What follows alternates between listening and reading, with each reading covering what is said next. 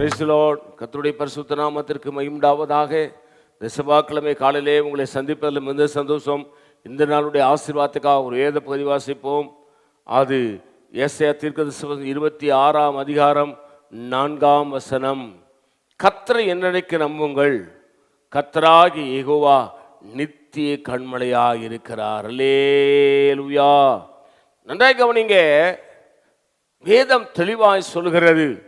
அருமையான தகப்பனே, தாயே, சகோதரனே, சகோதரியே, கவனமாய் கேளுங்கள்.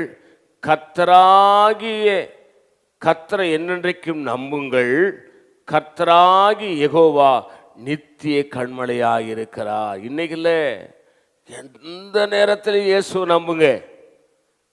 நம்முடைய இயேசுநாதருக்கு கர்த்தர்னு பெயர் இருக்குது.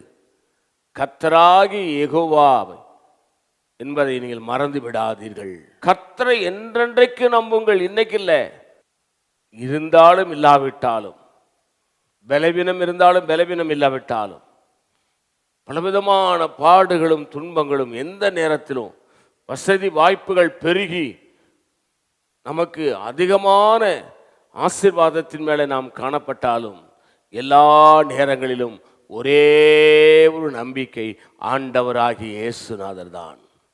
அதனால்தான் இங்கே வேதம் நமக்கு தெளிவாய் சொல்லுகிறது, கர்த்தராகி யெகோவா.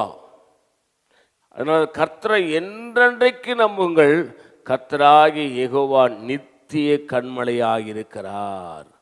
நிரந்தரமான ஒரு கண்மலையாய், ஆசீர்வாதமாய் இயேசுநாதர் இருக்கிறார் என்பதை மறந்து விடாதீர்கள். நான் உங்களுக்கு ஆட்சேபிக்கிறேன். பரிசுத்த பிதாவே, என்னோடு பேசின நல்ல வார்த்தைகளுக்காய் ஸ்தோத்திரம். இந்த வார்த்தையின்படி ஆசீர்வதிங்க. இயேசு நாமத்தில் வேண்டிக் கொள்கிறோம் பிதாவே, ஆமேன். God bless you. கர்த்தர் உங்களை ஆசீர்வதிப்பாராக.